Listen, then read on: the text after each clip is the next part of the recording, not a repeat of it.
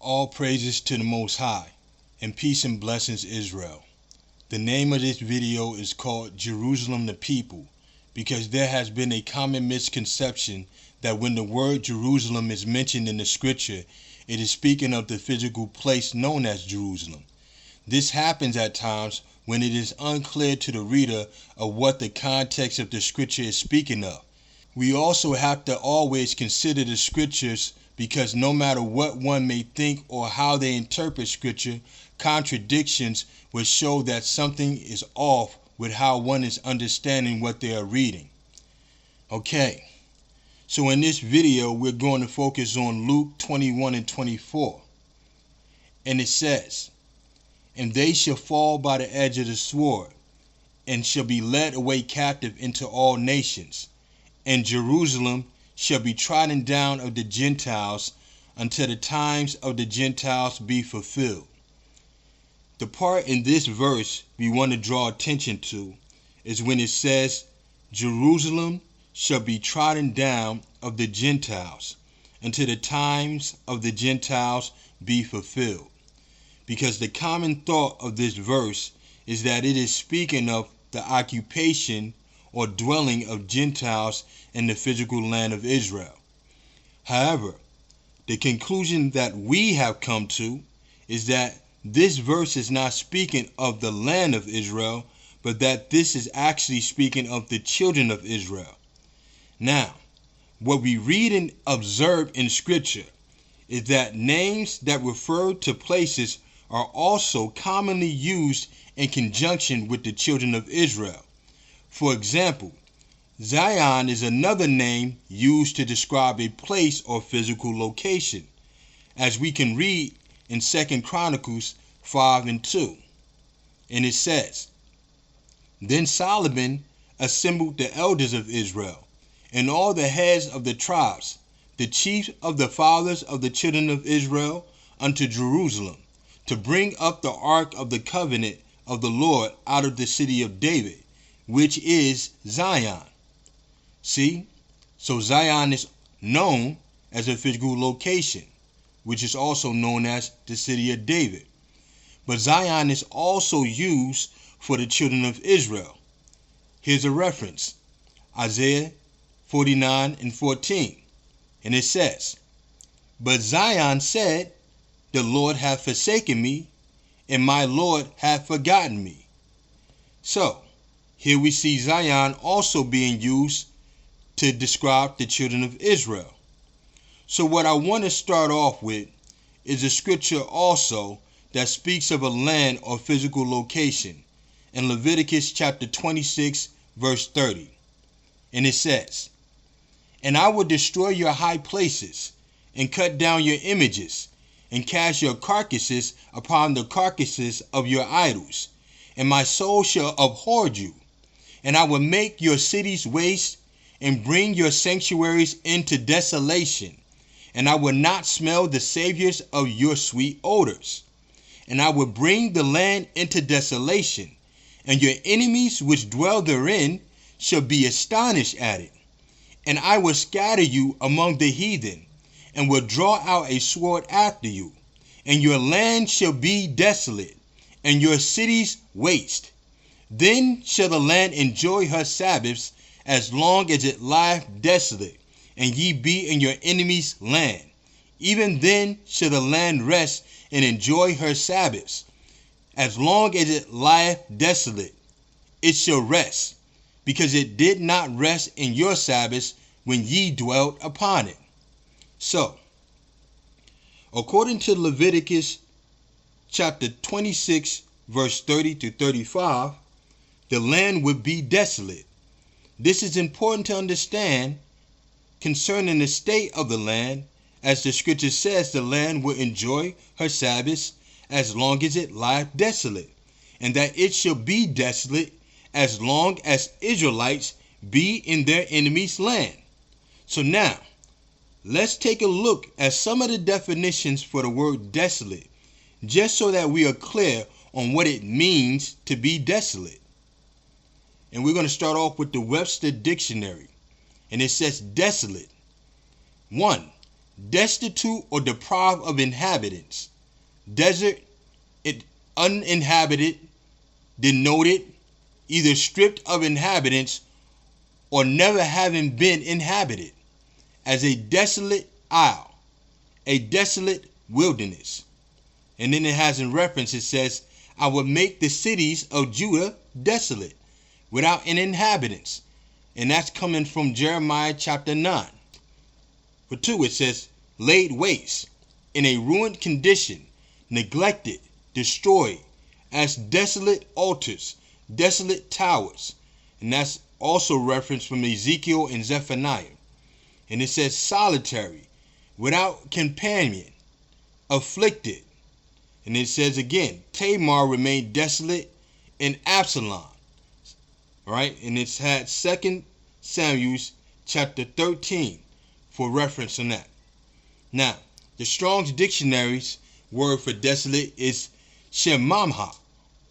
And it says in the feminine Hebrew 8076, devastation, figuratively astonishment. All right.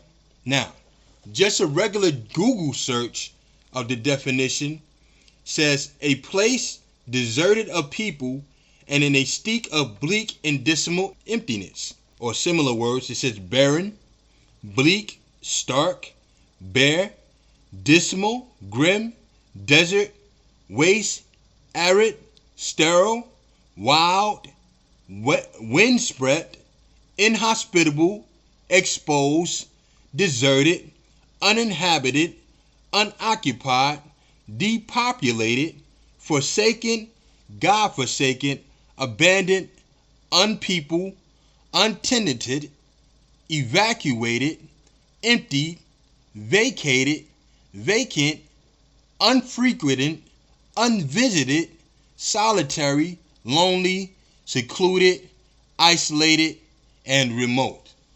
So, to be desolate means to be deserted of people. Now remember, the land of Israel is supposed to be desolate, enjoying her Sabbaths, meaning there is no person in the land corrupting its rest, no person defiling its seasons, no inhabitants.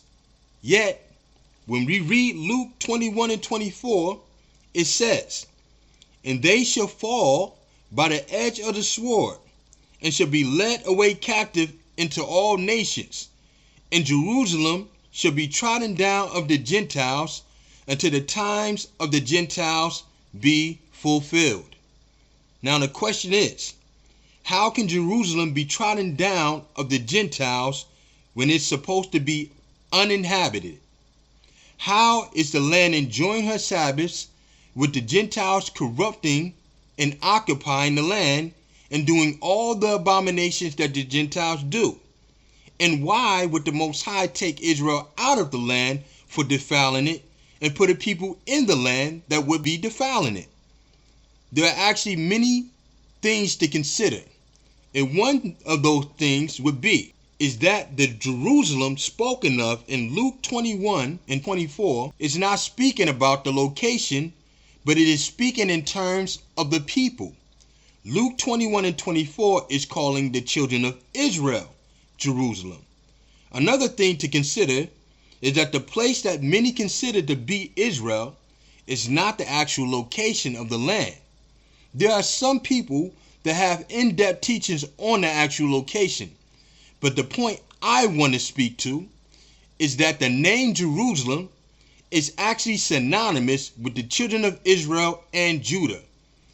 And this trodden down of Jerusalem is not speaking of Jerusalem being inhabited by Gentiles, but is speaking of Israelites being under the rule and oppression of the heathens.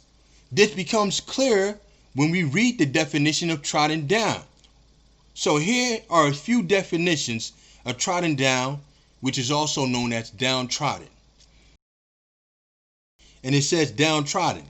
In English language, it says somewhat formal, without hope because of being treated badly by powerful people or governments. All right, so that's what the Merriam-Webster dictionary says on it. It says without hope because of being treated badly by powerful people or governments, right?